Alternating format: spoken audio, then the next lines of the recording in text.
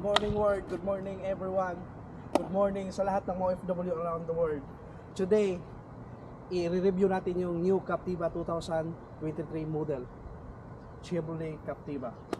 And before we start, thank you so much sa pagpapahiram sa may-ari. I-review natin yung bagong Captiva 2023 model.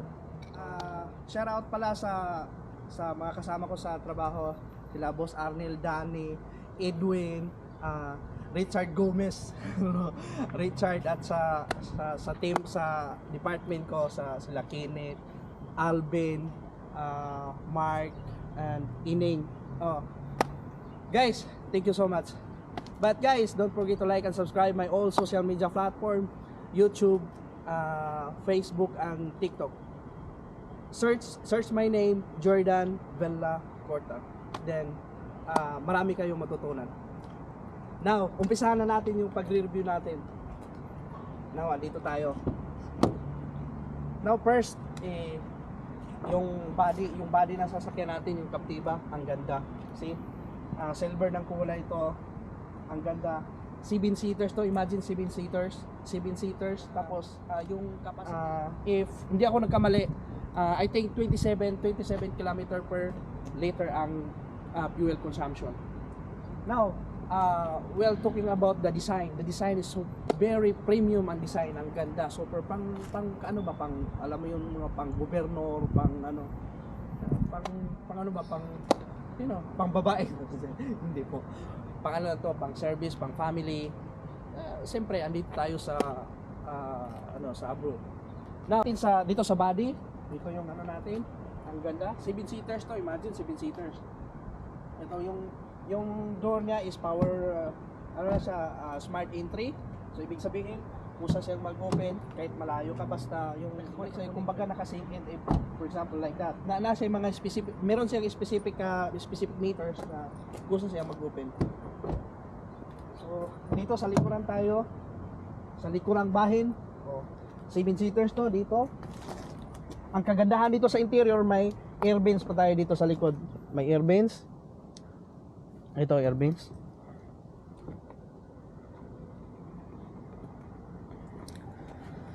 Tapos, sa likod naman tayo. Sa likod, tingnan mo yung design sa likod. Ang ganda ng design sa likod. Ang ganda, sobrang premium ang dating. Ang ganda, bagong-bago pa, meron pa nga itong hindi pa natanggal kasi bago pa to. Sobrang bago pa. Kahapon pa nga ito na-release. Tapos dito yung tangke ng gasolina. Ang capacity 45 liters yan. Ang capacity niyan. Ang gulong natin, sobrang premium ang dating. Ang laki ng gulong. Pang SUV talaga, SUV ang dating. Dito. Tapos yung front seat. Ito yung driver seat. First is yung gear natin is pa rin, parang regular pa rin na sa mga automatic, pati yung handbrake natin regular. Tapos yung natin yung console natin, at saka yung ito, at saka yung console nga, ito yung console, maganda, sobrang ganda. Tapos yung may lagayan tayo ng anything dito, pwede lagay ng cellphone or lahat ng mga gadget pwede mo. Ang kagandahan dito is yung push button, yung start natin, push button. Tapos yung may 12 inches tayo na infotainment system, ang ganda. Tapos yung window natin, power button. Yung window, ang lock ng window ay dito na lahat. Ito, ang ganda, sobrang ganda. Yan. Tapos ang kaganda dito, may sunroof na tayo. Ito, ang galing. Ang ganda dito, kasi yung sunroof kasi, lalo na pag mag-long travel kayo, pwede mo ito i-open, automatic na ito mag-open dito. Sunroof. Next thing is, punta tayo sa harap. Ito yung hood natin. I-open natin yan para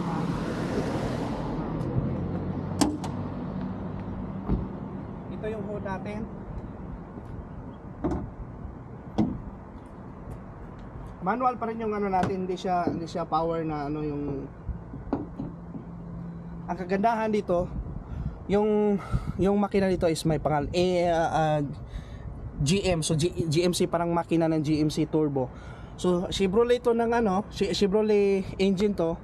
Ang maganda dito is 1.5 liter engine, CVT engine. So sobrang ekonomiya, sobrang tipid sa gas kasi 1.5 na to with turbo. Kahit magpatakbo ka pa ng 200 km per hour, kayang-kaya. Riyadh to Dammam, basta buong iikutin buong Saudi, kayang-kaya. So ang fuel consumption nito is 27 km per liter. So imagine niyo 27 km per sobrang ang layo na. So makakatipid tayo. So ang gas nito is gasoline 95. So 95 dito sa Saudi Arabia. Basta dito sa Saudi Arabia 95 yung gas. Now, ito na guys yung pinaka review natin. I-close na natin yung hood. Premium design yung front fascia natin. Tingnan mo. RL. So daytime running light. Ang ganda nito, ganda, parang alam mo yung astig na astig, brusko ang dating. Ito yung pag mag-open yan. Ito yung light niya, sobrang ganda. Ito bulb type to, LED type. Tapos yung plate number, ang ganda ng front fascia ng sasakyan na to. Whew. Then ito na guys, sobrang ganda to. Tapos nagpapasalamat din ako sa may-ari nito, binigyan ako ng pagkakataon na ma-review to. But guys, sa lahat ng mga OFW dito sa Saudi Arabia, pwede kayo mag-inquire sa akin. I-WhatsApp nila ako, comment down below. I-WhatsApp nila ako pag meron, kahit pag gusto niyo yung sasakyan, kahit ano kayong bangko, Al Rajhi, American Bank, or Philippine Bank, kahit anong bangko, SMB, Al Rajhi Bank, tulungan ko po kayo makakuha ng sasakyan ng within 2 to 3 days ma-approve na yung yung sasakyan mo. Thank you so much guys. I-on muna natin yung sasakyan nito. I-on muna natin yung engine.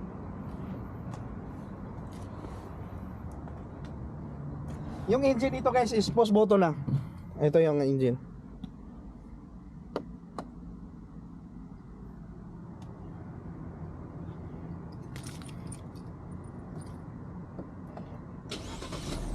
Open na yung engine.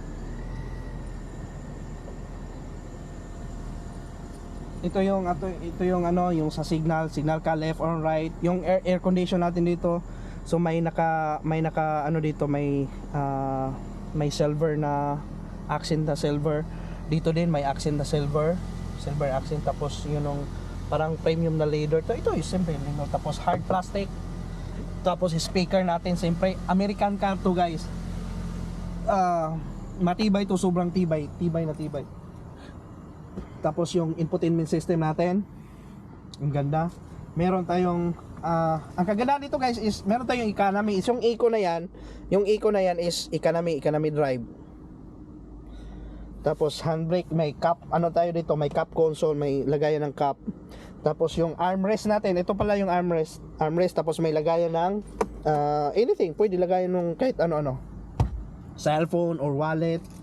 Tapos yung gear natin, tapos yung driver seat natin, ang ganda yung likuran. Mayroon pa parang gaming chair to, ang ganda. Tapos yung airbag, ang airbag dito guys is nasa 7 airbags to. 5 pala, sorry, 5. May airbags dito, may airbag sa drive seat, may airbag sa drive seat at saka sa passenger seat, may airbag sa likod. Tapos may airbags dito. May sunroof tayo kaya ang ganda ng sunroof dito. Tapos may mirror tayo, may vanity mirror tayo dito. Tingnan mo. See, makikita yung mukha ko, ang mukha ko na. See? May vanity mirror tayo. Tapos yung natin, yung ilaw natin sa loob, LED pa. I mean bulb type pa, hindi pa siya LED. Pero sobrang pa rin, maganda na rin, sobrang maganda. At saka yung sunroof natin.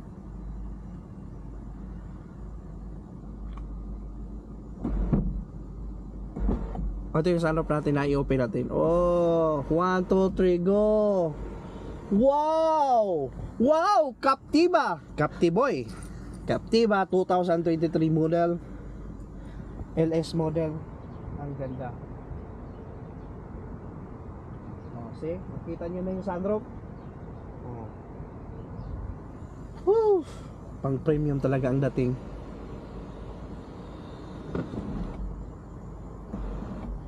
Tama na to, no?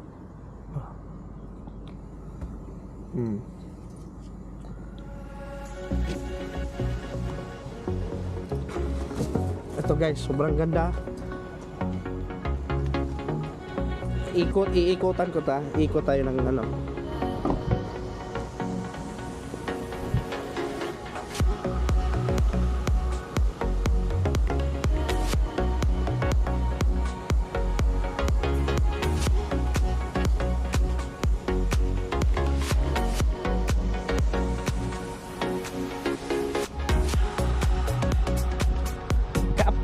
Captiva boy.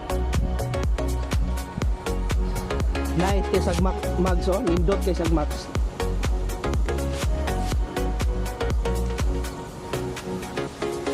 Ang gulong pala dito guys is 215 by 55 R18. Ito yung gulong. Oh, dito yung alloy premium ng yung mags nito, ang ganda. Sobrang ganda. Sobrang tipid pa, maganda pa. Oh guys,